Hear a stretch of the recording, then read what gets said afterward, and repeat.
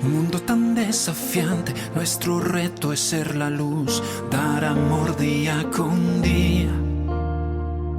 Ven y seamos esperanza, testimonio. Ron Deal es autor de bestsellers, terapeuta matrimonial y familiar.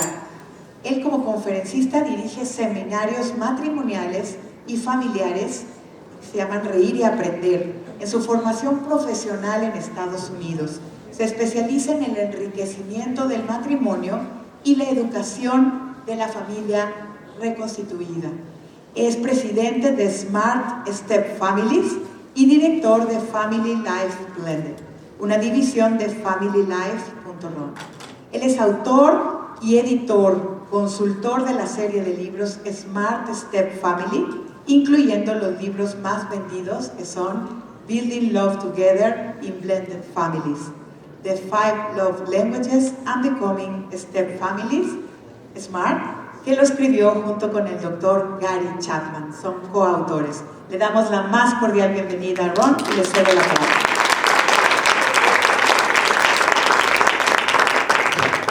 Well, thank you very much for being here, and thanks for welcoming my wife and I to Mexico. We have thoroughly enjoyed our trip. She's sitting right down here with me. We have had a great time. First time for me to be in Mexico City, and we have enjoyed it, and you have been very hospitable and welcoming to us, and so we appreciate that very much. Let me just say a little about me and what I do. Nan and I have been married for 36 years. We have 3 boys, and we live in Little Rock, Arkansas, in the United States. We met some friends yesterday. So we didn't know them until yesterday, but they became instant friends. They used to live in our city, and now they live here. So it's fun getting to know them and visiting with them a little bit. So I work with a ministry called Family Life. And Family Life does marriage training, parent training, and we do it all over the world, in 100 countries around the world. But until 11 years ago, Family Life had never addressed the needs of single-parent families or blended families. We call them in America, sometimes they're called reconstituted families here in Spanish or in Latin America. Some people here call them blended families. I know there are different words to describe that experience, so I will probably use those words interchangeably. So until 11 years ago, our ministry had never addressed this subject.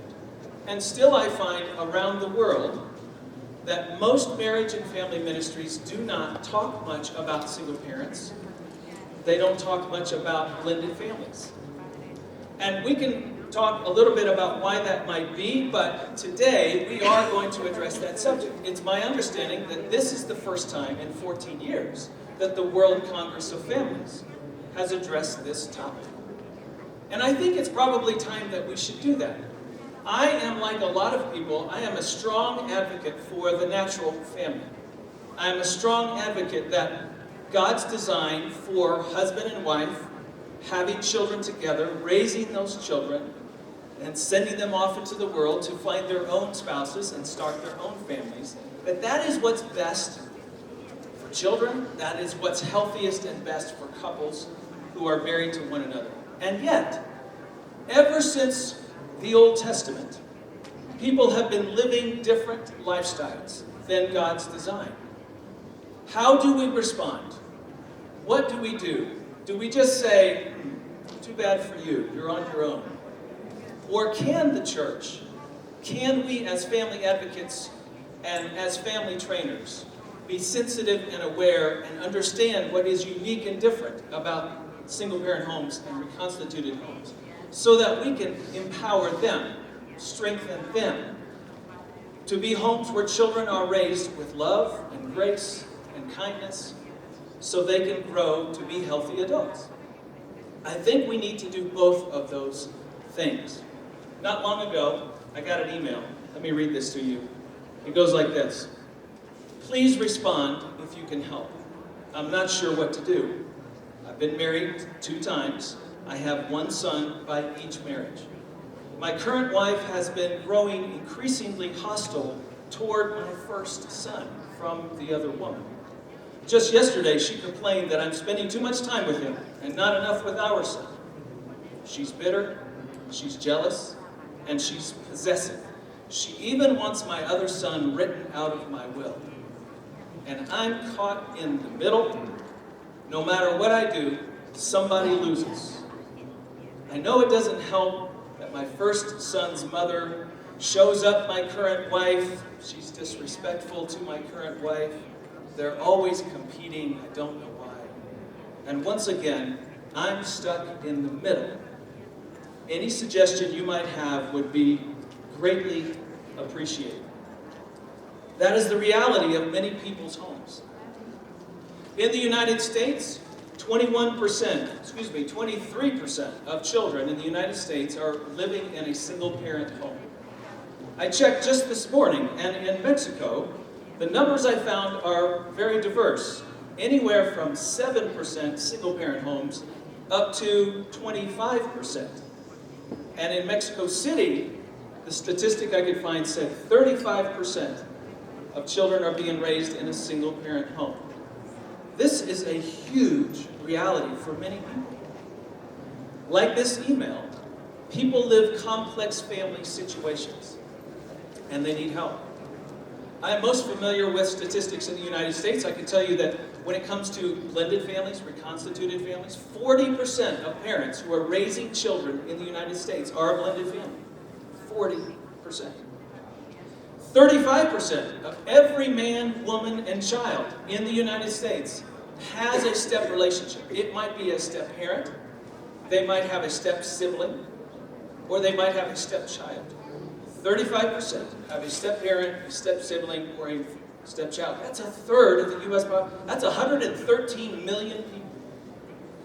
And yet, the church and family ministries are very slow to step in and say, how can we help? I'm interested in the number of people in the room today, even here at this great event, with people who are advocates for the family and for marriage. This is a subject that not many people seem to be terribly interested in, or they would be here. We need to keep conversations going so we can help other people understand the need and how we can be of help. I think we can be redemptive in the lives of a single-parent family. We can be a redemptive mechanism in the lives of a reconstituted family. Help them begin to walk with Jesus as best they can right here, right now. The past has happened, and it complicates the present. I'm going to show you exactly what I mean by that in just a minute. We can't avoid or ignore the past. It is what it is. And yet we want to help them in the present move forward as they walk with the Lord and as they live life and be as healthy as they can possibly be. That's my reason for being here today. I also believe one more thing that I want to say very clearly. I think one of the ways we help build natural families in the next generation is to be redemptive in this generation. If we can help families grow up and raise their kids well, single parent, raise her children well, for example, then her children have a better chance when they become adults of finding a partner and getting married till death do them part. But if that single parent home struggles and she wrestles and she doesn't parent well and money is short and there is so much stress and difficulty and the children become hurt or sad or depressed or angry, then they reject the church's teaching. They reject God's plan for their life, for marriage and family. And the next generation repeats the same thing. We want to break the cycle. I was having a great conversation with my friend over here. He said it so well. We want to break that cycle. And so it's up to us to be advocates for those who are in need. But the first thing we have to do to really help them well is we have to, I forgot to tell you, maybe we should look on them not as people who have made mistakes, but as people for whom God loves, for whom His grace and mercy applies to them just like it does to me, for whom He can still use them according to His plan. You know that email I read to you just a minute ago? I kind of lied. That's not an email I got. I rewrote a story you've probably heard before. That's the story of Abraham, Sarah, and Hagar. Ishmael and Isaac. You ever heard that story before? You see, complex families have been with us always. That they're as old as the scriptures. Joseph grew up in a very complex blended family home, where his dad was married to 4 different women, and he really didn't care for the children that were born to 3 of those women. He just really cherished and honored the one child, Joseph, that was born to the one woman that he deeply cared a lot about, Rachel. All his brothers resented his favoritism. His stepbrothers, his half-brothers, resented his favoritism.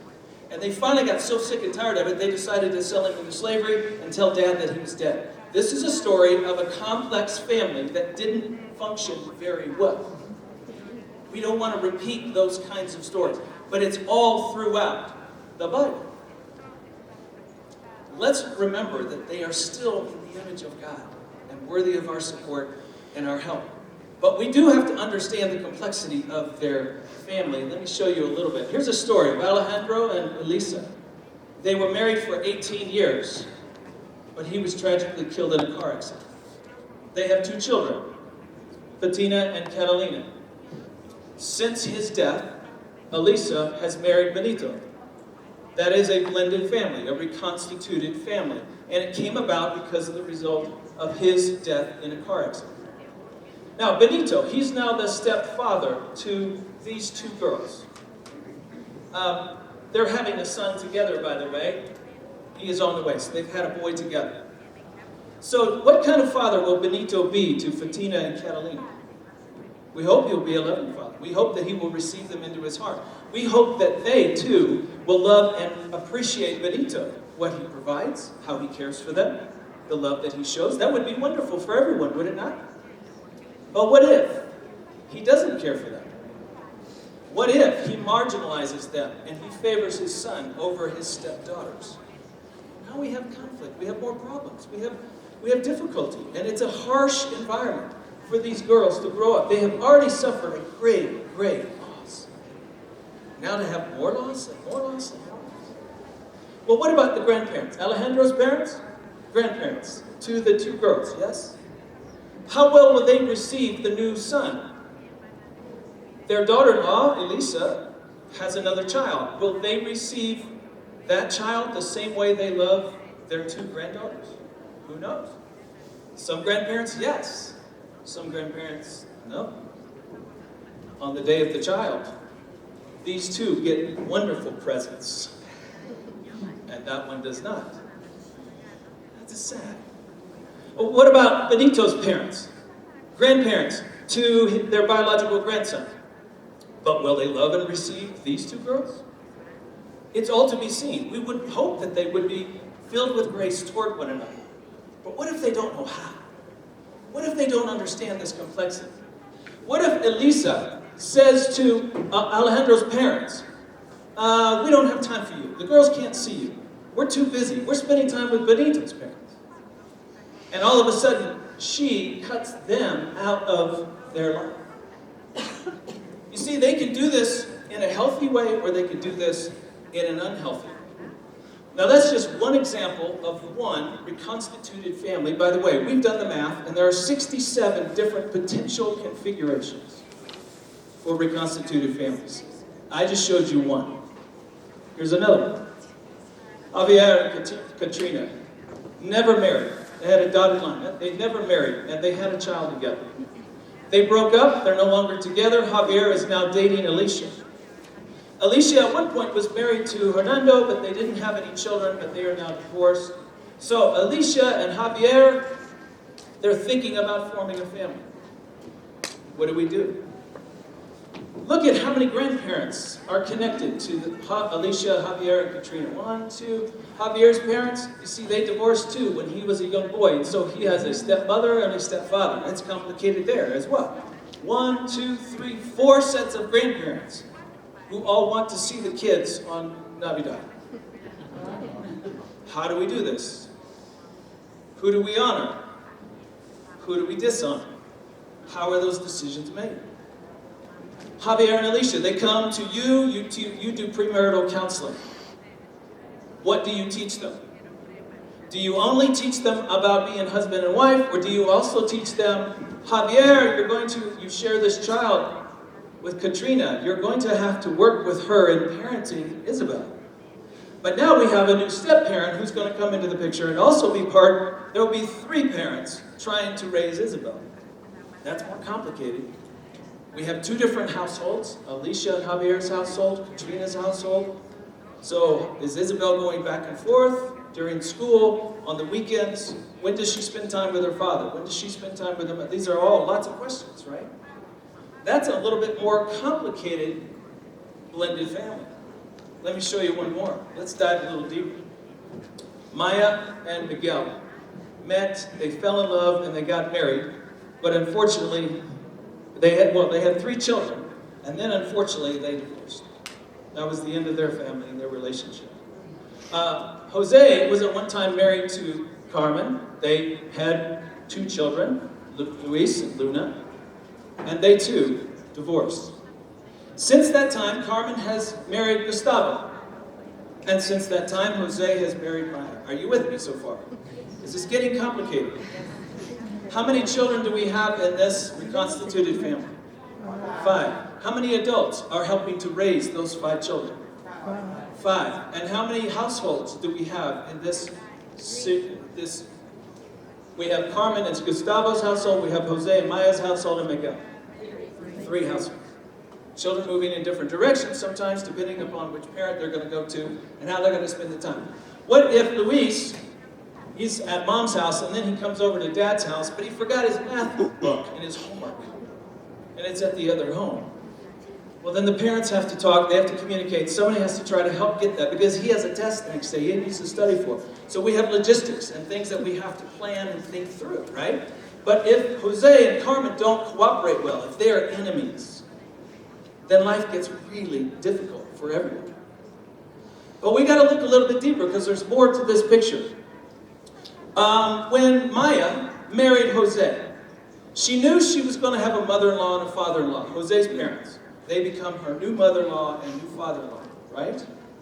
But what she didn't fully understand and embrace is that she would also get what I like to call an ex-wife-in-law in Carmen. Maya says, whoa, wait a minute, I didn't marry Carmen. No, you didn't. But Carmen's a part of your family. She is an extended family member whether you like it or not. Well, what do you mean by that? Well, Carmen can pick up the telephone, and she can call her ex-husband, and she can say, I'm sorry, I can't pick up Luis because I've had a change in my schedule. You have to pick him up. And Jose is going to then say, I can't pick him up, I'm still at work. I got to call Maya. Maya's going to have to leave her job and do what she has to do to pick up Luis because Carmen can't do it or won't do it. You with me? Carmen can pick up the phone and she can change Jose's attitude. He was happy. They were having a wonderful little family moment at home, and all of a sudden his ex-wife calls and she says something that makes him really angry because of all the past and the angst and the antagonism that they have in their relationship from the past. It carries over now into the present. And all of a sudden Jose's in a bad mood and he turns around and says something sharp to Maya because he's mad at Carmen. Carmen's a part of Maya's family. Carmen can say, I'm sorry, I'm not going to pay that medical bill.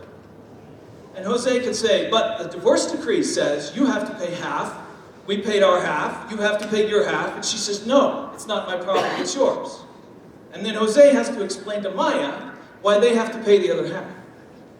Might that create some stress in their marriage? Can you imagine Maya getting really frustrated with all of this? She was married to Miguel. He's sort of a dad that was uninvolved and disconnected in the children's lives. And so Maya got to call the shots. Whatever she wanted, that's what happened with the children. When they divorced, she was a single mom for a few years. During those years, she was in charge of everything, right? Nobody told her what to do. She's the woman of the house. And so it goes her way. She can parent the way she wants to parent, set the rules the way she wants to set the rules. But now that she's married Jose, Carmen gets to impact her life and her kids. As a matter of fact, Gustavo, who is a stepfather, He is not a biological father to any of these 5 children. But it turns out he's not a nice man. Gustavo Fring, maybe not. I don't know if you know the show Breaking Bad. His name was Gustavo. He's a drug dealer and killed lots of people. Yeah. So, what if Gustavo is not a nice person? And as a man who he is and how he treats Luis, it changes who Luis is. And Luis gets in a bad mood, and Luis gets depressed and angry. And then he comes over to Maya's house, and he takes it out on Danielle on the table. Can you imagine Maya figuring out that it's Luis who's putting her kids in jeopardy and causing some harm to them emotionally? And so Maya calls her husband one day at work and says, listen, you need to call your ex-wife and tell her to tell Gustavo to be nice. How do you think that's going to work? Is there any chance of that happening? You see, when you have a single-parent home that becomes a blended family home, it gets increasingly complex in terms of the relationships, in terms of decision-making and power. As a parent in a blended family with 5 adults and 3 households, you have less power than you had if you were married to the parent of your children. It is just true. But we have to try to help Jose and Maya figure this out so that they can manage these stressors. Otherwise, it will play a hard role in their marriage. But wait, there's more. Because Jose has an ex-husband-in-law. You see, Miguel has a lot to do with whether Jose has a good relationship with these children. Jose is the stepfather to these 3 children, and all Miguel has to do is when the kids are with him, is to say to them, look, I am your father. He is not. Listen to me. Don't listen to him. And that puts the children, all of a sudden they are pawns in a big war. They are soldiers in daddy's fight. And the way they are going to be successful is to be loyal to their father and be a pain in the butt to Jose. They don't need to obey him. They don't need to be happy. They don't need to smile at him. They don't need to receive him or respect him. Why? Because at the same time they're being disrespectful to Jose, they think and they feel that they're being respectful to their father Miguel. What a tough situation to be a kid. How hard is that? Even though you go to church and you know you need to honor your parents, I don't think I can honor Jose. Because my dad would be upset if he found out. I've worked with children in these situations that will say things like, oh, I really like Jose. I love him. In fact, I call him daddy sometimes. I use a term of endearment. I appreciate him. I love who he is. But I would never let my dad know. Because then he might reject me. So they play both sides. They're loving in one home, and then when they go to the other home, they act as if they don't love the other person. Because they don't know what else to do. But imagine if we could help Miguel understand, number one, you will never lose your children to Jose. Never. Your emotional bond with them is as deep as DNA. It is in you from day one. You will never lose your children to a step-parent in their life. He is just another loving adult in your kids' lives. You will never lose them to him. All you need to do is just be dad. As a matter of fact, the gift you can give your children is your blessing for them to get along with and appreciate and value Jose and what he offers to you in your life. And if he says to the kids, look, when you go to Jose's house this weekend, have a good time. And he smiles, and he wishes them well, and he sends them off. The message to them is, I can respect Jose, and it's okay. I'm not jeopardizing a relationship with my father. What a blessing. We'll come back to that here in just a few minutes. Okay, but there's more. There's so much more to this picture. So I don't know if the divorce decrees work like this work this way in Mexico, but in the United States, often Maya will have maybe joint custody with her ex-husband Miguel for the children, and she has them 4 or 5 days a week. But every other weekend they go to their dad's house and they spend time with him. Over here on the other side, these 2 kids are spending time with their mom and Gustavo, and on occasion Jose and Maya have all 5. Are you with me? So we have changes in configuration. Who's at what house on what day?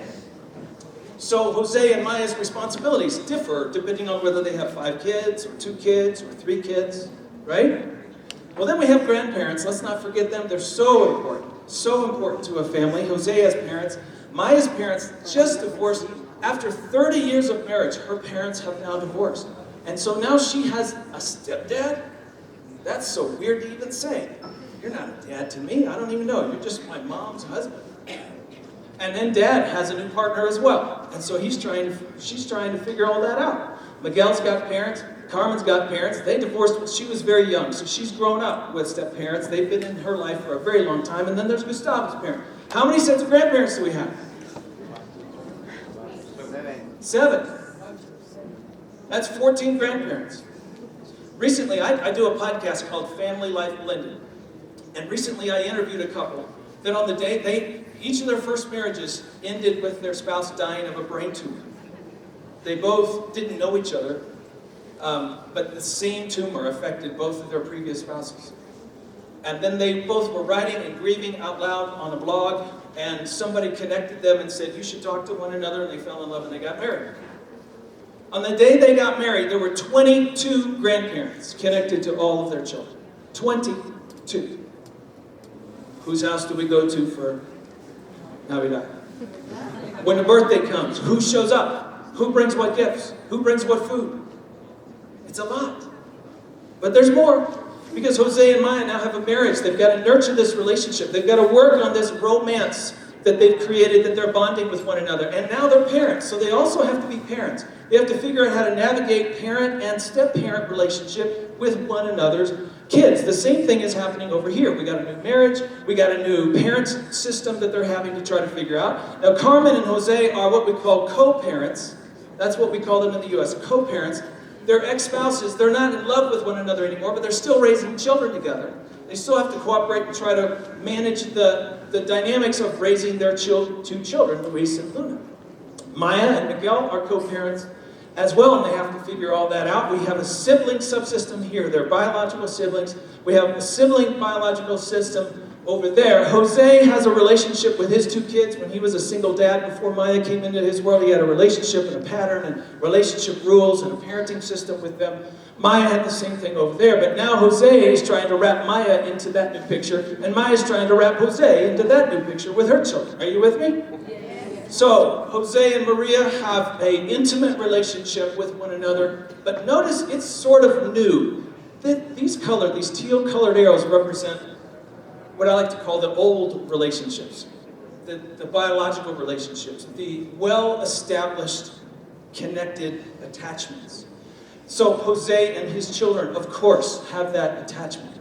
Jose and his parents have that attachment. Maya and her parents, Maya and her children. What's new in the picture is their marriage. We're going to come back to that in just a minute. That creates a little bit of a problem because the old relationships have more history, more stability, they've shared more of life together than the new relationship. And when old parent-child relationships get in the way of a marriage, we have a problem. We'll come back to that in just a minute. But of course, the kids are developing a new relationship with their stepdad, and they have an old relationship with their biological dad. Maya's getting to know her new parents, new spouses. That's weird. That's a new thing she's got to try to emotionally figure out. Luis and Luna have biological relationships with Carmen, their mother, and Jose, their dad. They're developing relationships with their stepmom and developing relationships with Gustavo. They have biological relationships with their grandparents and developing relationships with their step-grandparents. And listen, folks, on day 1, when they get married, everything I've just described starts happening immediately. From the moment they walk out of the auditorium, out of the church, this happens. Now, my question to you, let's make some observations.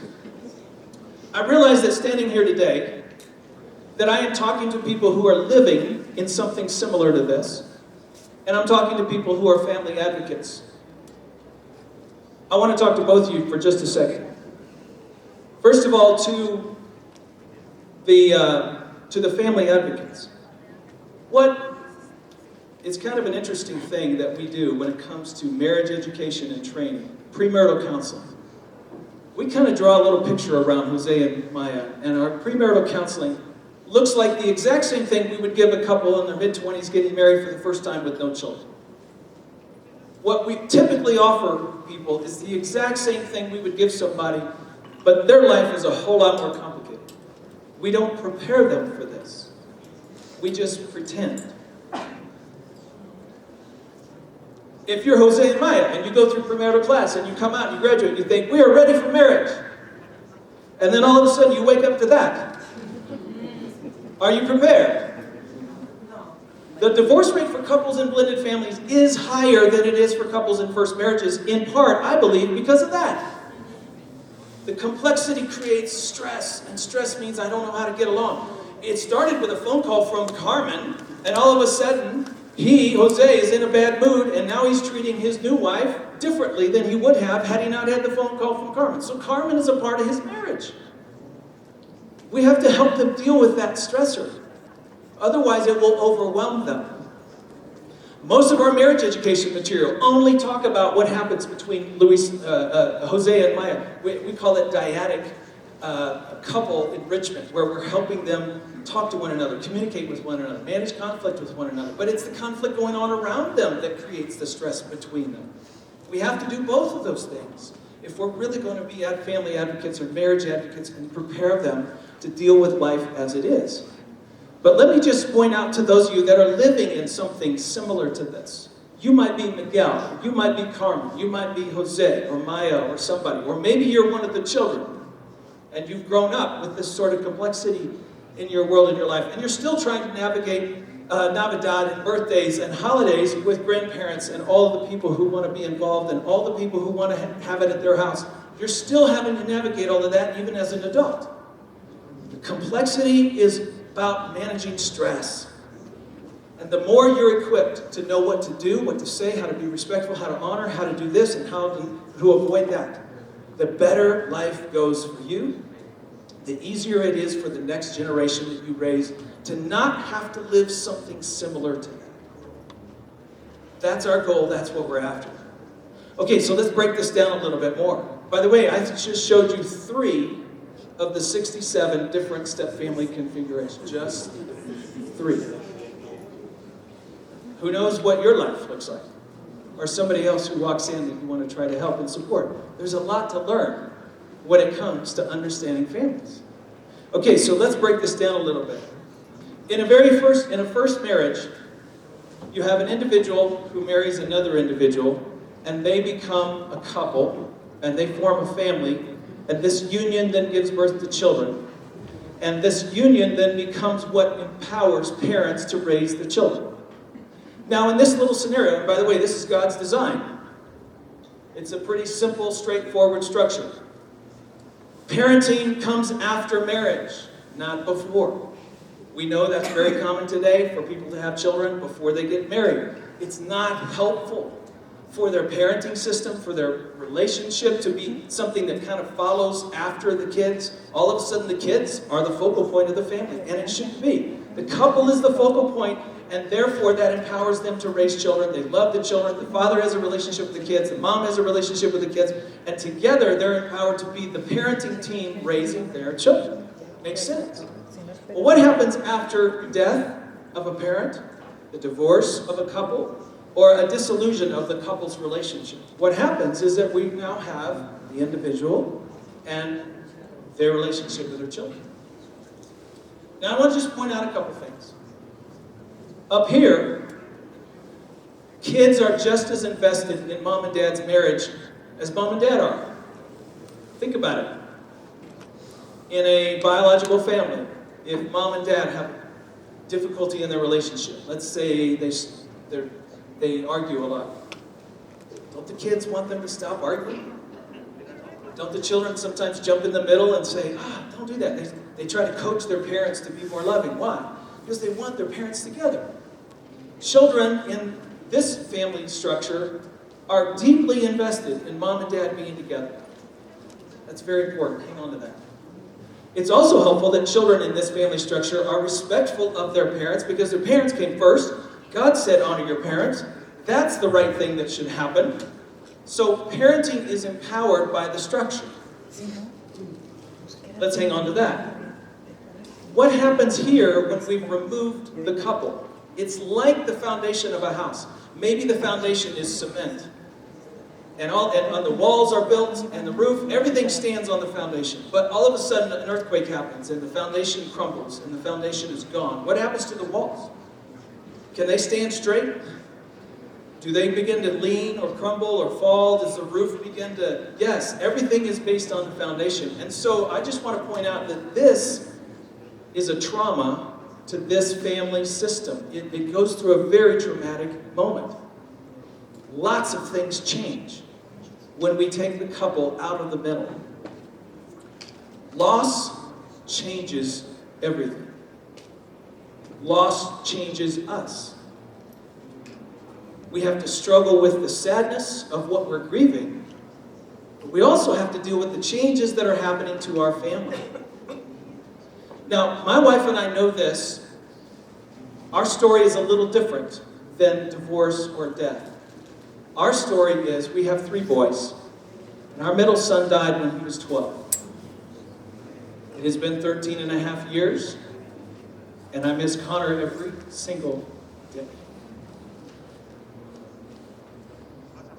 We'd like to think he would be 26. Our oldest is now 28. He was 14 when his brother died. Our youngest is now 24, almost 24, coming up on 24. He was 10 when his brother died. I know a lot about loss. The word Nan and I use is recalibration. Loss recalibrates us. We used to have a rhythm in our household. 3 children, 2 parents. When it came Friday night and we'd pick a movie, what did we want to watch? Some kids would vote this way. Some kids would vote this way. Some parent would vote this way. We sort of had a rhythm, a harmony in our family. When you remove Connor from that, everything changed. We didn't know how to pick movies. We used to sit at the dining table for dinner. Everybody had their seat. We knew where to sit. Connor died. Who sits there? We leave it open. Because we believe he's still with us. He's still alive. We just can't see him. It changes everything. I could go on and on. My views of God and faith and what happens in this world. I used to think that if we followed God and we were faithful, that we would have blessings. I was Job. He thought that too. And then life recalibrated him. I should say death recalibrated him. And all of a sudden, he didn't know how to think about God. His theology was all wrong. And for 35 chapters, he argues with God about it. And he's trying to figure out, who am I? Who are you? How does this whole thing work? I too went through that very same thing. My wife did too. It changes us. It changes my sleep patterns. It changes how I spend my money. It changes the things that I think are significant and the things that I think are silly. Before Connor died, I used to think, I used to worry about, I would say a bad day before Connor died was a flight delay. Or maybe a flight cancellation, and now I can't get to where I'm supposed to be. Man, that's a horrible day. And then Connor dies. And guess what? That's not a horrible day anymore. It's not even close. We wanted to come here, we were excited to come here, but I gotta be honest. If the flight got canceled and we couldn't get rescheduled and we would have never made it here, it's not a bad day. I've been recalibrated. So you're a single mom. You're recalibrated. You used to have a partner that you could share decisions with about parenting. You used to be able to talk to things. You used to have 2 incomes. Now you have 1. Now you're the only person who can make the decisions. Now the kids are looking at you, and you're tired, and you don't have as much energy or excitement for them. And so guess what? Your parenting gets recalibrated. It's a very common experience. Before divorce or death of a parent, for the standard for behavior in the home to be here. And both parents held the children to this standard. And after death or divorce, the standard tends to drop. Sometimes it drops only a little. Some single parents are able to maintain that, but still it's not the same. There are other single parent homes where the standard changes a lot. And all of a sudden, you kids can get away with a lot of things because dad's tired and he just doesn't have the energy to parent. Or dad's not there. Somebody else is standing in. Somebody else is the babysitter, and they don't have the same standard that the parents would have. And so everything changes. It doesn't mean it's the worst thing in the world, but it does change things. So typically we want to say to single parents, you need to find help. You need to find somebody who can sort of help you. I think parenting, I like to say parenting is a team sport. God designed two people to do that together. And when there's just one of you, find some help. It might be your mother. It might be a trusted friend. It might be an uncle. It might be a grandparent. Somebody who has time and energy and is invested in helping you with your children. It's very important for single parents to find some help and not try to do it all on their own. Another thing we want to try to help single parents to do is we want to help them do what we call self-care. Self-care is, if you're giving, doing, working all day, you're exhausted. And when it comes to a moment where you need to be patient with one of your children, you just don't have it, and you just get angry, and you overreact. Self-care is that taking a break every once in a while so that you can have the energy for that moment. How do you do self-care? If you're a lone parent, find some help. Find somebody who will watch the kids while you just get away for a couple of hours. Just try to do those little things that help to sustain and build you. I think it's very important for the church to come alongside single parents. My goodness. Financially, they need support. Emotionally, they need support. They need other parents to hang around with, other people to talk about what's going on with your kids, what's happening with your kids. When you have this kind of a family system, it's pretty natural for parents to get together and talk about their children. Sometimes single parents rarely get the opportunities to do that. The church can facilitate that and help make that more likely. Those things are very, very important. Now, one of the things you're going to do as a single parent is co-parent well with your former, if there was a divorce, for example. The other parent is still alive. We want you to co-parent well. I'm going to talk about that in just a minute. But the last suggestion that I want to make for single parents just has to do with dating. Go slow. Many single parents are like, I'm desperate. I need more money. I need another partner. I need somebody to help me raise my children. So what I'm going to do is I'm going to run out and find a replacement of the parent who is gone. Somebody actually saw this and sent it to me. It's not a good idea, people. This is not a good idea. Let me just point out, there is a deep assumption inside this, right? So the missing piece is the dad, and so she's saying, hey, I'll marry anybody who would come and fill that position. But here's what I want you to see, as I'm about to show you. She's not going to replace the dad in her children's lives. She's going to bring them a stepdad. He can be a loving, influential figure in their world. He can be a representative of God's grace in their life. Step-parents are amazing people in what they do and how they love and serve children. And yet, he will never be their dad. She's not replacing him. She's bringing something new to the table. Let me show you. Because see what we had when we have now a reconstituted marriage, we have that individual. We've got this parent-child relationship. It's set up, it's established, it's running. Single mom, for example, raised her kids for a couple of years, all on her own. They have a new system. She's parenting them. The standard has changed. And now we bring in, notice, the couple's relationship is at the end. I think there's some structural problems with that. Are the children just as excited about this relationship as they are about this relationship? Remember a minute ago we said when children in a biological family, when mom and dad have difficulty in their relationship, kids want to put you back together. On day one, in this reconstituted blended family situation, are children going to fight for the couple's relationship? Maybe, maybe not.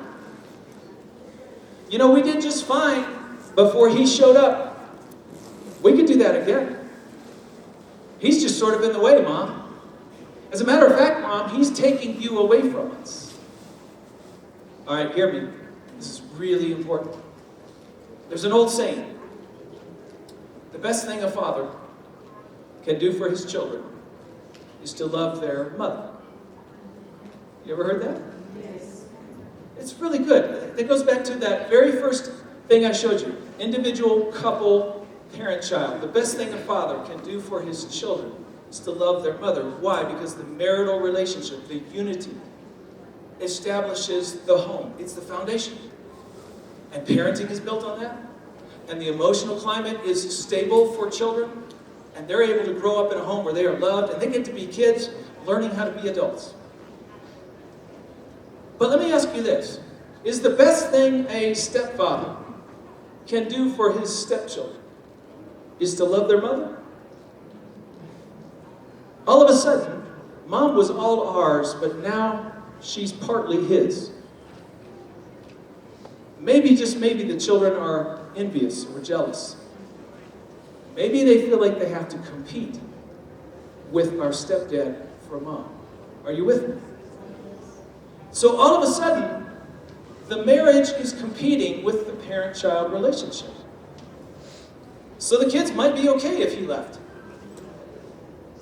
They're not as invested.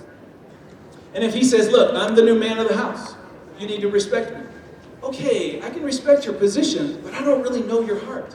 I haven't gotten to know you very well. I kind of like you, but I'm not sure about everything about you. So I receive you sort of, but I don't receive you completely.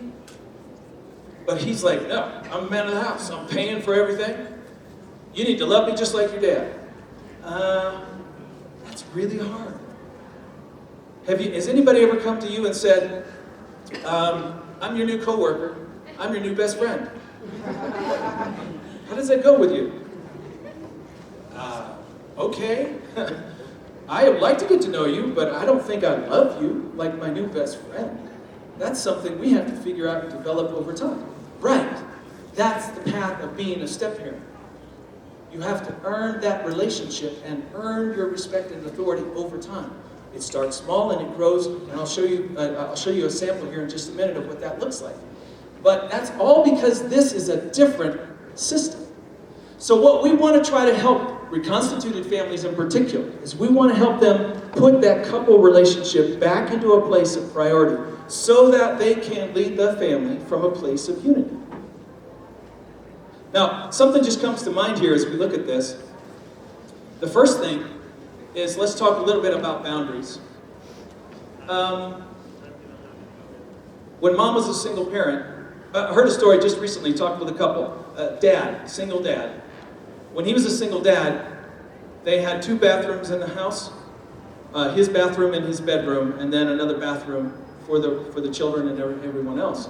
Well, he sort of, during those single parent years, made it fine for his kids if they wanted to come and use his shower. It's a big shower, it's a really nice shower, and so they would come and use his shower if they wanted to. He has a teenage daughter who's 16, and she likes to get all dressed up and pretty, and so she would come and use his shower before going to bed at night.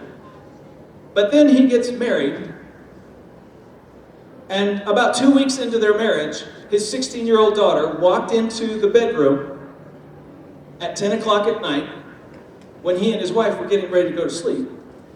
And she walked in and walked through going to use the shower.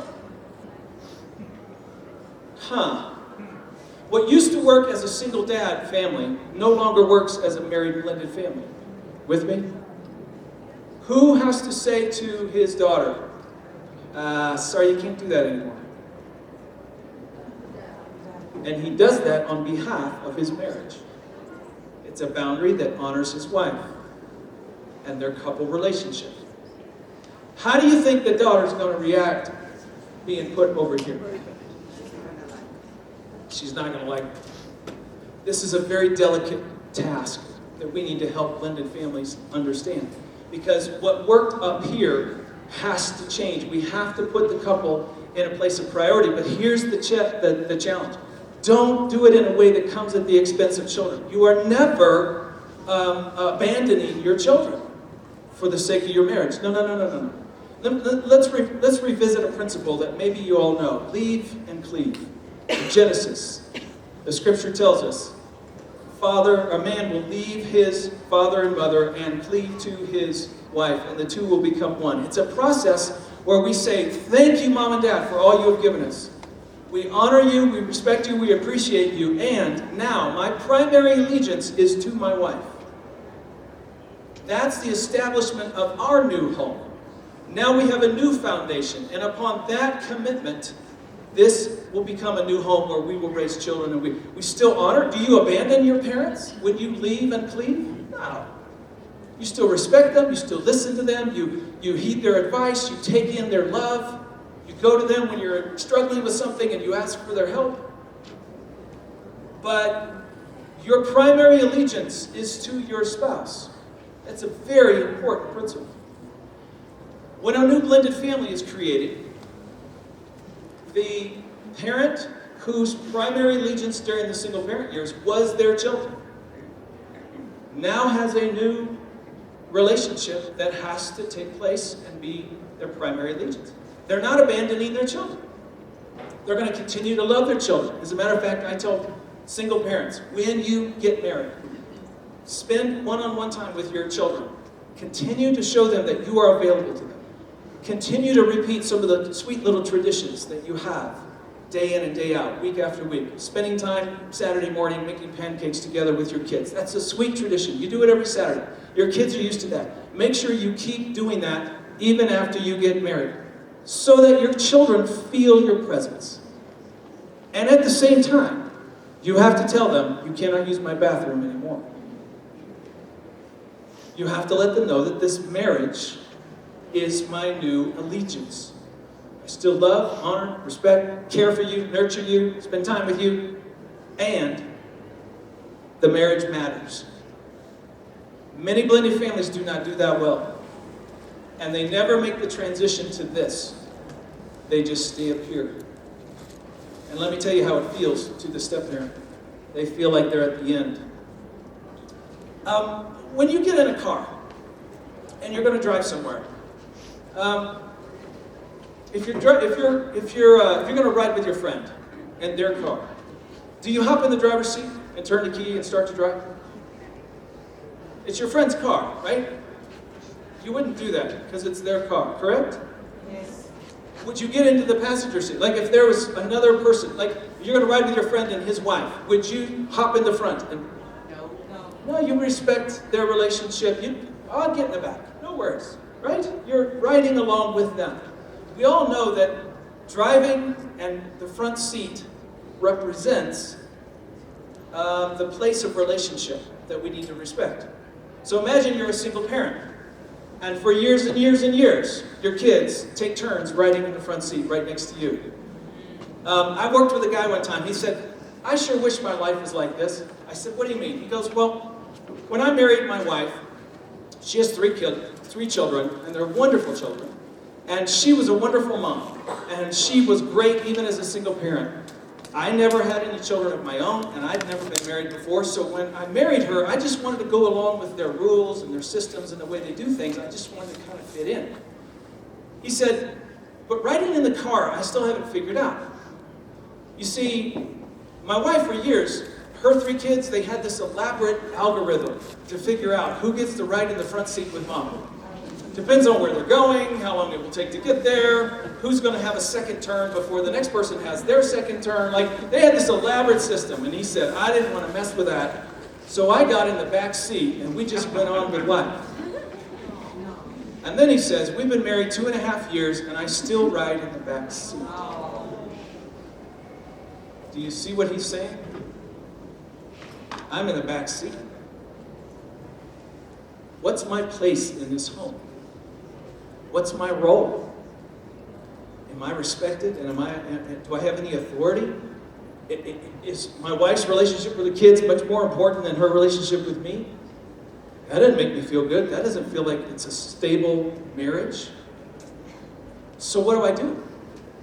Well, you can imagine how that transition might take place. So let's say it's Monday morning. This family has one car. They're all going to hop in the car, and they're going to drop kids off at school. They're going to drop each other off at work, and they're going to go about their day.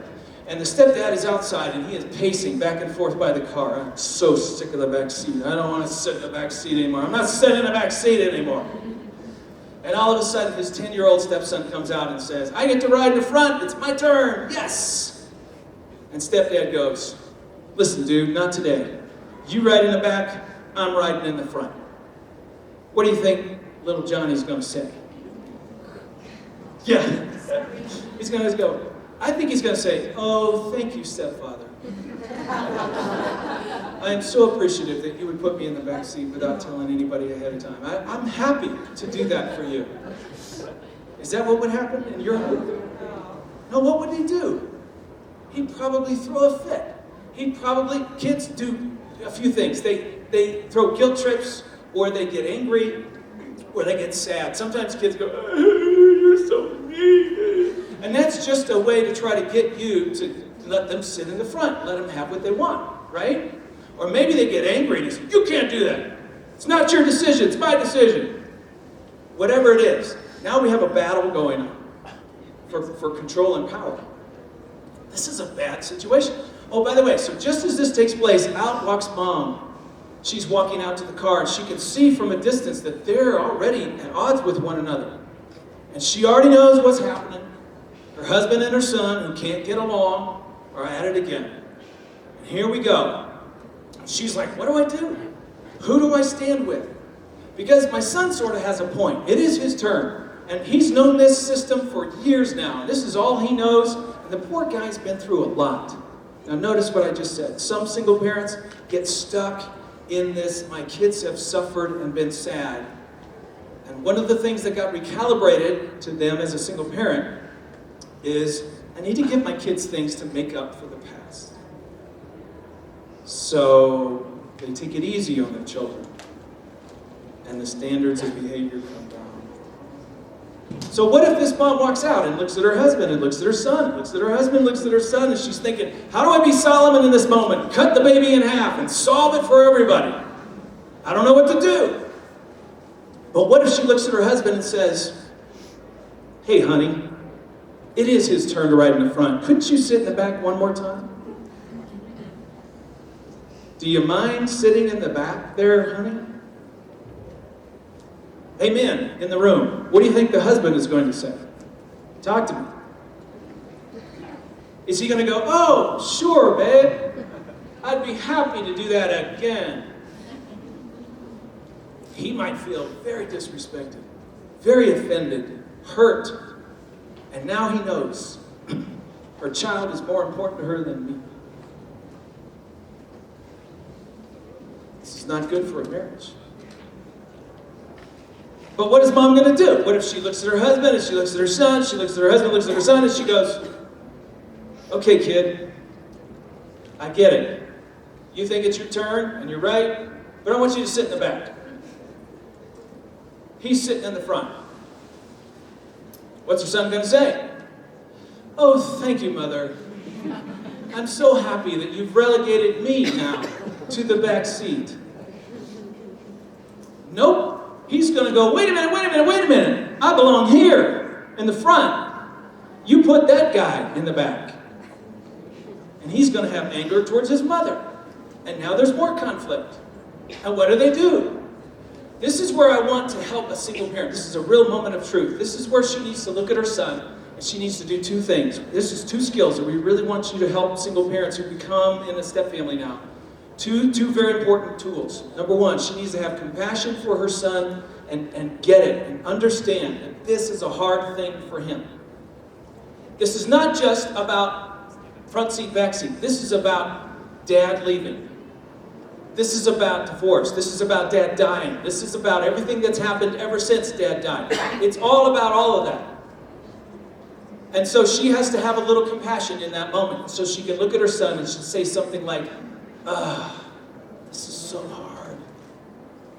We spent, 4 years now taking turns, and it's your turn, and of course you want to ride in the front seat. Of course that makes a lot of sense. If I were you, I would do the very same thing. But, number two, here's the thing.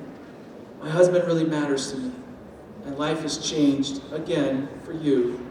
And again, you didn't ask for any of this, and I know it's hard. So I love you, but get in the back. That's a very important moment. Now, is Johnny going to be, okay, I'm happy, I'll go right in the back? Probably not. Johnny's going to be more angry, not less.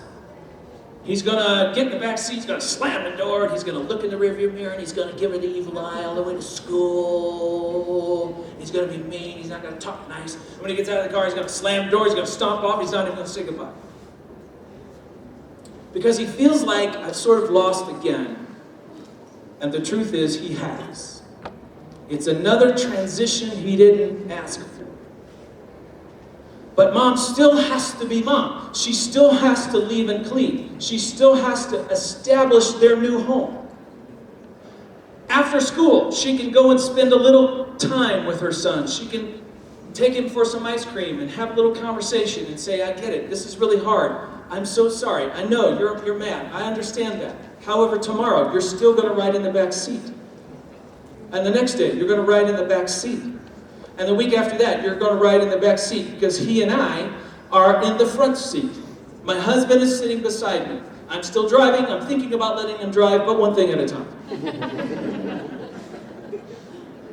Because maybe she too has a transition where she has to trust this new man in her life to drive the car eventually. See, the old man, he left. He abandoned him. So trusting another man could be really hard for some people. And that makes sense too. I call that the ghost of marriage past. The little ghost that sits on your shoulder that reminds you. And you know, the last one left you. He promised till death do us part, but then he parted. He promised to cherish you and love you, and then he didn't. He chose somebody else. He chose something else. He walked away. And that hurt you. That crushed your heart. How do you trust the next one? Lots of forgiveness. Lots of prayer. Lots of, Lord, help me. Lean into this man, believing and trusting that he can drive and it's going to be okay. You see, there's lots of transitions. Every time the structure of the home changes, there's transitions. Some of them are all wanted. Some of them are unwanted. Some of them bring happiness and stability. And some of them bring more change and more fear. And if they can make that transition and stabilize that relationship and continue it over time, we know that reconstituted families tend to get better and better and better over time. They get stronger, they get healthier. And here's the amazing thing.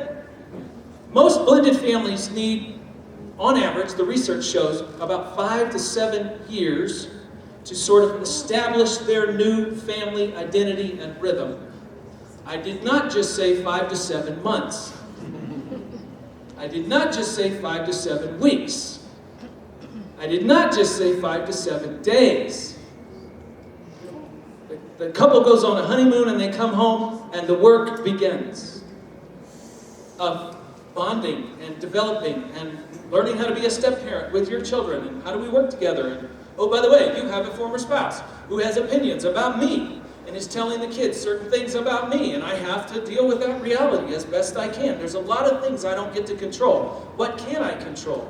How can I contribute? Let's work this out as a couple and try to be a team.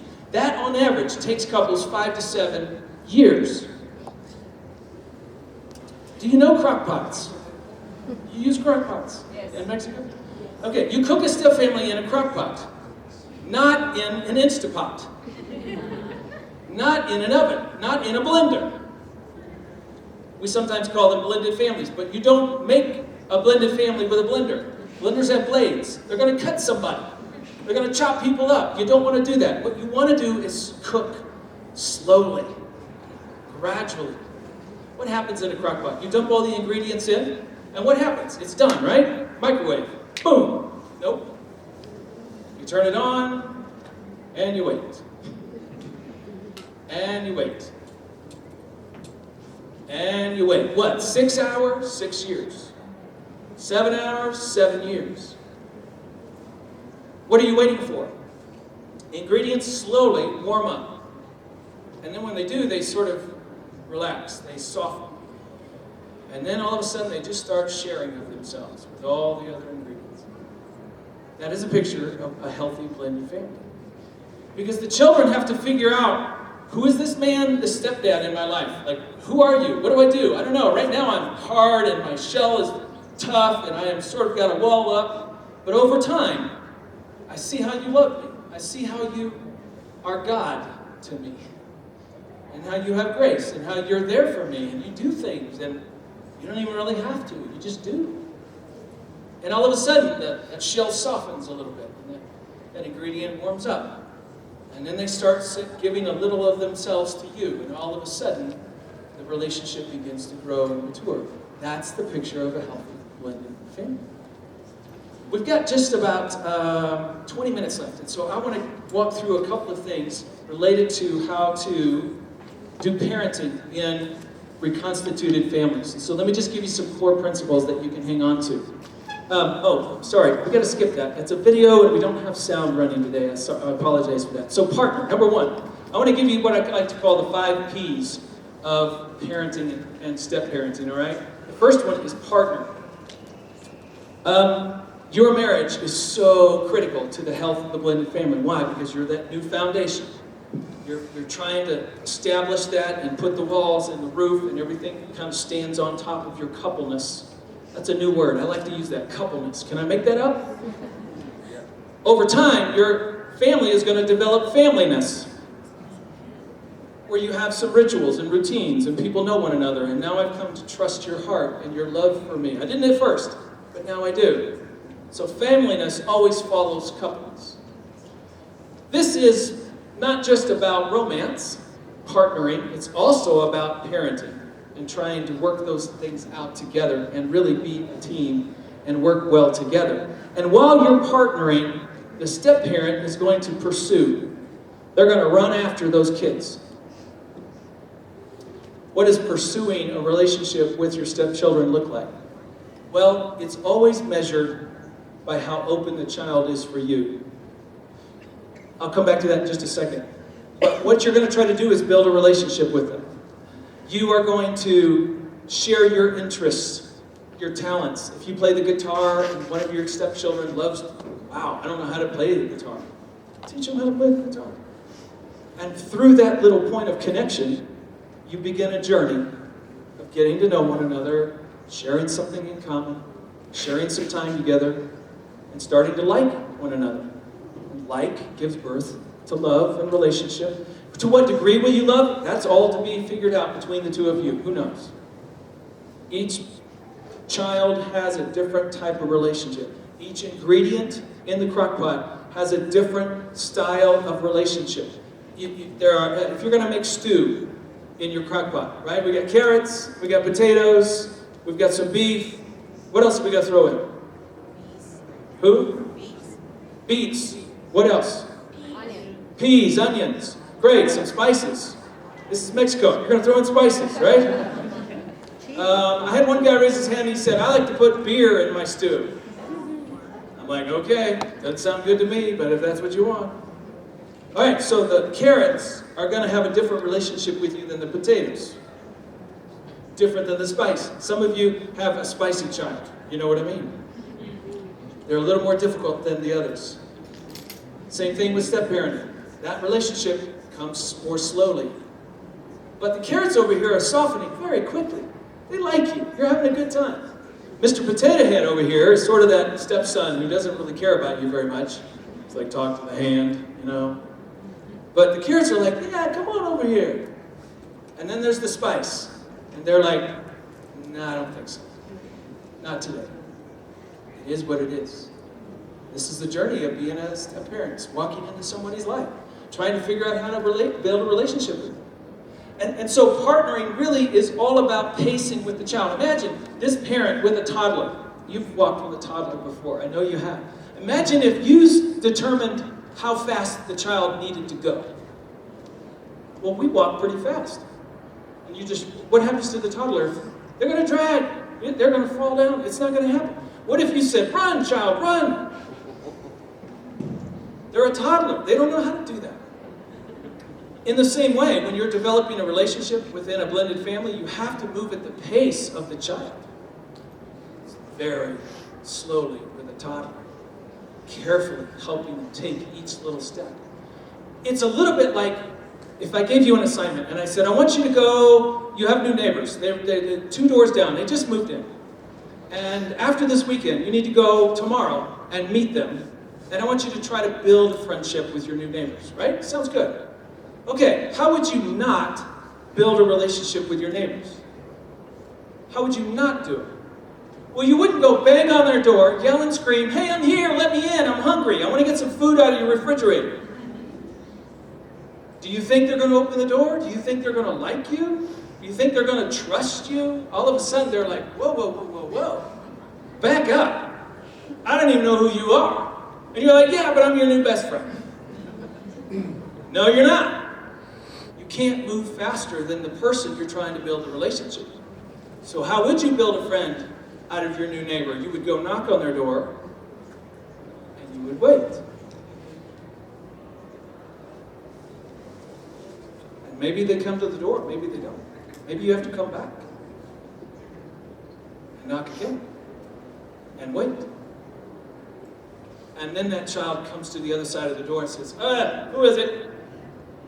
I'm on my phone, you're bothering me.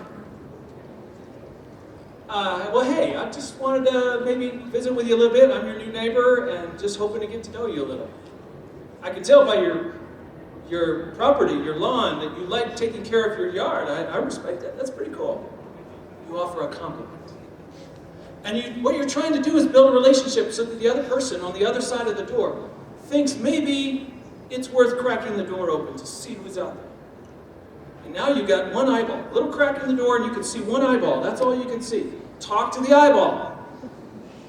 This is really frustrating. If you're a big-hearted step-parent and you're trying to bond with this child and all you get is an eyeball, that is frustrating. That is difficult. We need to support step-parents in this journey and help them to see, yeah, look, I know this is hard. Carrots are softening very nicely, but Mr. Spice over here, all you get is one eyeball. It's tough. Hang in there. Stand on the doorstep. Keep talking to the eyeball. Find something else you like that they like. Maybe it's baseball. Maybe it's fashion. Maybe it's music. Maybe find those things that connect you. And eventually the door cracks a little bit more open. Now you've got 2 eyeballs. You've got a face. You're still not inside their heart. You're still standing on the porch. But you're making progress. You're cooking in the crock pot. You see, with time, that door opens more, and more. And finally they say, come on in. Now, I wish I could promise that every step-parent, step-child relationship would eventually open all the way up and you could walk in. It doesn't always happen that way.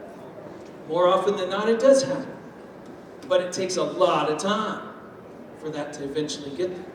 You have to move at the child's pace. So what are you doing in the meantime? Patience. You are praying constantly, God, give me patience. God, help me to continue to do right by this child, Mr. Spice down here. Let me do what I need to do to be loving and helpful and work with this child's other parent, to be a team, and we're going to try to wrestle with stuff. That's really important. We're going to try to be patient. And the whole time you're doing that, you're going to continue to be persistent in pursuing that child. Persistent. Now, one of the reasons you need to be persistent is because, again, different ingredients move at a different pace.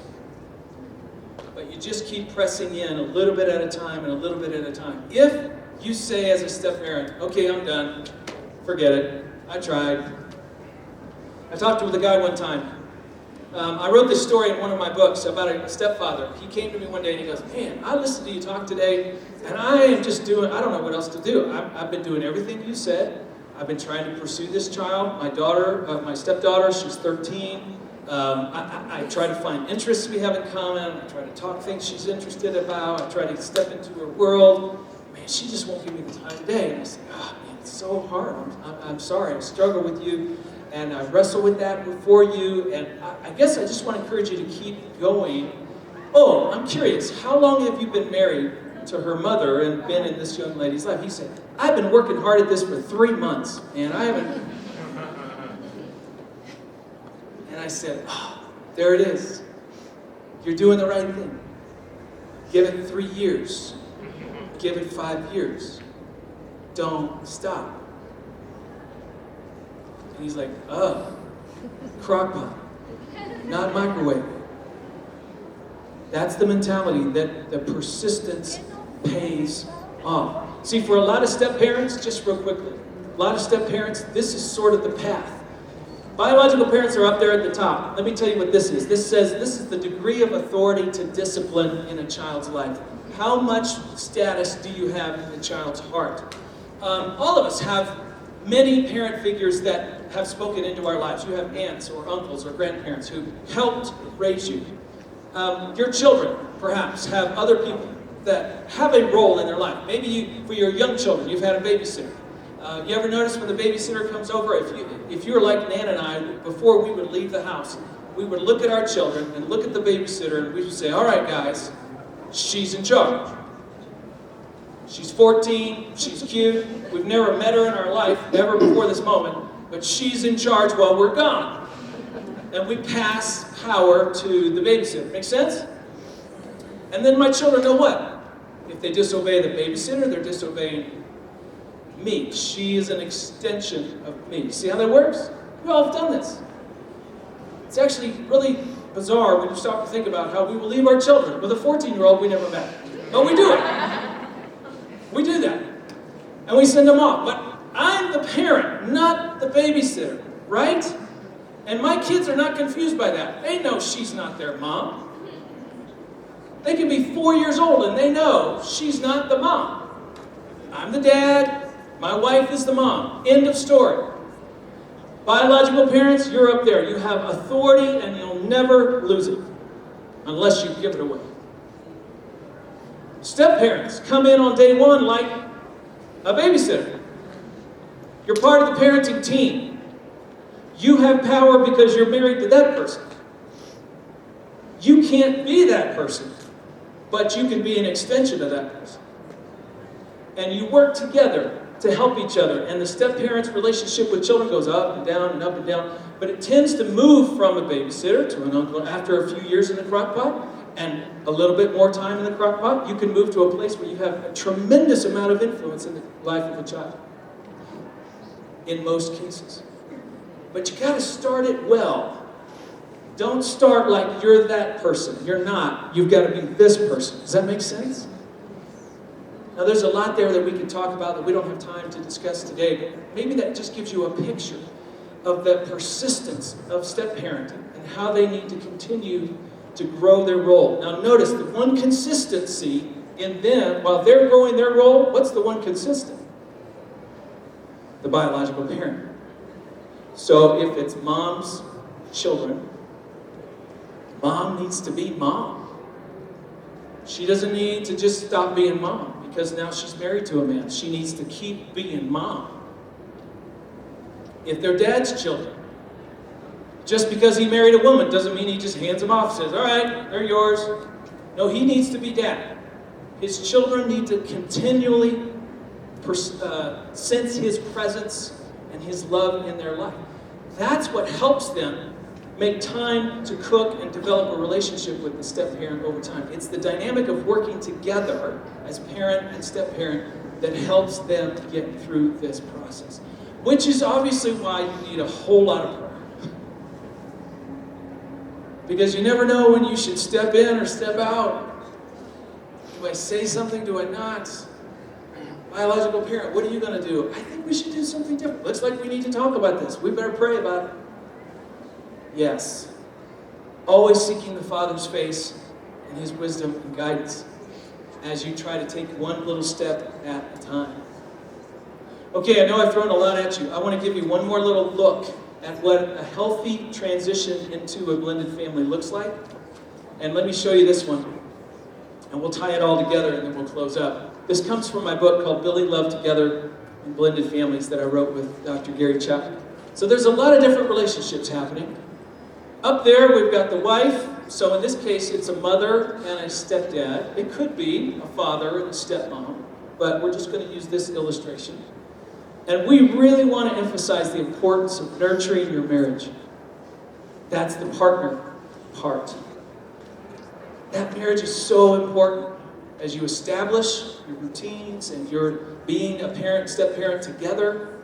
That's a very critical relationship that you're always going to give time and attention and commitment to. I heard Nikki and Sela talking today. They're in the back. I heard them talking earlier today about the importance of going on a date and spending time with your spouse. Couples in blended families got to do the very same thing, but they just got a bigger mess to deal with. They got more people, more kids, more moving parts. It's a little harder to orchestrate that, but they still need to nurture that relationship. Now, what's going on over here is that we want the biological parent to spend time with the kids, reassuring them and reminding them, I'm still your mom, you haven't lost me. Because sometimes to children, it feels like they sort of lost her to him. But when she spends a little extra time with them, that's really helpful. Because you see, the kids are going to have to develop a relationship with their stepdad. And you would think that would be a straight line, but watch this. It's really not. The stepdad, when he encourages and blesses this relationship between his wife and her kids, when he encourages that time and energy together, he is helping the children. Think of it this way. If he is going like, what, you're spending time with your kids again? You're always spending time with them. Then what do they hear? They hear rejection. They hear he is competing with our relationship with mom. And now all of a sudden, he's the bad guy. That's not helping. So he needs to bless that relationship. Because their relationship is going to go through their mom to him. That's how it starts for kids. It's not a direct line to their step-parent. It's an indirect line. Their investment is in their mother on day one. And if they feel like they're going to lose her because they have to try to get along with him, then it's going to make it really, really difficult. Instead, when they feel reassured, then they can develop a direct relationship with him, what comes over time. Now that's all inside this one little household. For many blended families, there's another household, at least one more, and that's the biological dad in this relationship. One of the greatest things a stepfather can do is bless the relationship between his stepkids and their dad. Very important. He communicates to the kids, I'm not replacing your dad. I call this, imagine that stepdad, if he says to the children, I'm your dad now. I call that erase and replace. He's trying to erase their dad and replace it. And you know what happens? If you're that step-parent, you are going to be erased and replaced. You're going to be rejected because you're challenging a relationship that is very, very important to them and to God. God established that relationship between the father and the children. You don't take charge of it. You don't move it out of the way. You bless it. You encourage it. You welcome it. Hey kids, when you go to your dad's house this weekend, have a good time. It's a blessing. What is super cool is if dad will bless the new stepdad coming into the picture in that relationship. We can't control that one. But it's super cool. If you're sitting here today and you're that guy down there, your kids now have a step-parent in the other home. One of the most beautiful things you can do for them, one of the most beautiful acts of grace you can do for your kids is to bless their new relationship with their step-parent. Because it sets them free to get along with those people in the other house. Now, when all of those things come together and work for one another, all of a sudden the family has a chance. And things begin to get better and stronger and healthier. And please remember where we started. Why do we do all this? Why do we help families in these different family structures? Because if we help them do it well, their children can grow up in some stability, some measure of stability. It can regain what they've lost to some degree. And the children can be loved and taught healthy things in such a way that when they become adults, they live lives that are more like the structure that God intended. One man, one woman for life. And we break the chain of divorce or death or sadness. We break that chain and we empower the next generation. And that is a redeeming act of God. I'm going to leave you with one story and then we'll close. It's about a woman and a man who were engaged. They were in love, planning to get married, everybody's dream, every bride's dream, every groom's dream. Plans were being made, everything was going really well, and then it all fell apart. This woman comes to this man, says, I'm pregnant. And he instantly knew two things. I'm done with you, number one, because, number two, it's not my kid. We have not been sexually intimate with one another. I've held myself pure until marriage. You obviously have betrayed me.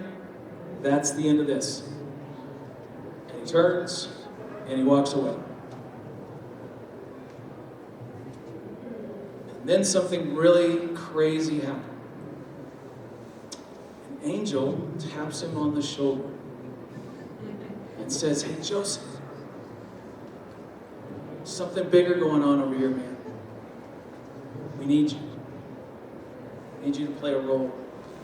We need you to do your part.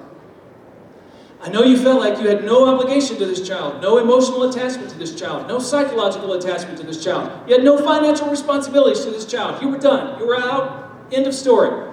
But we want you to take all of that on. We want you to take all the financial responsibility on. We want you to take on the shame that's going to be thrust on the two of you. Pregnant before marriage, look at them, forever and a day. People are going to be doing the math.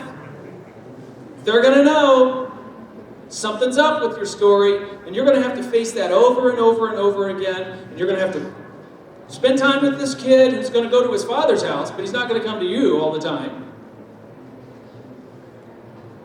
And you're always going to feel like maybe you just got stuck with some responsibilities, but we need you to love. Would you do that? What do you think? Are you in?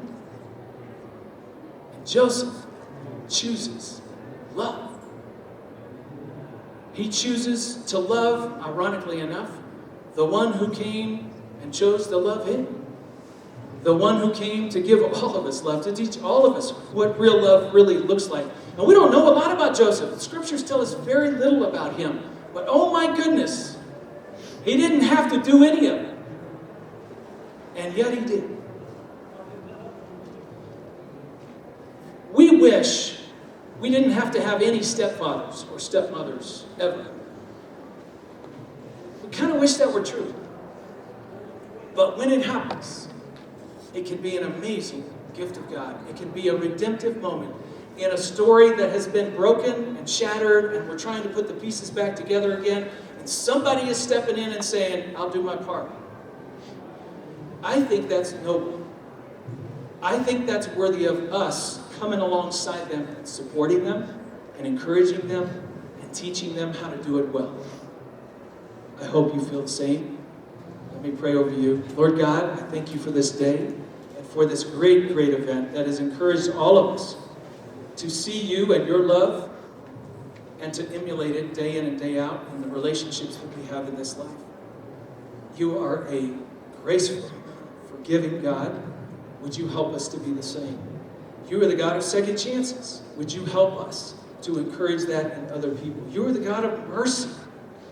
Would you help us to love mercy, even as we love people and circumstances that we wish were different?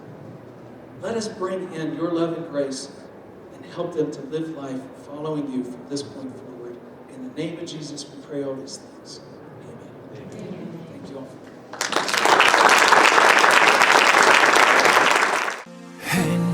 Un mundo tan desafiante, nuestro reto es ser la luz, dar amor día con día.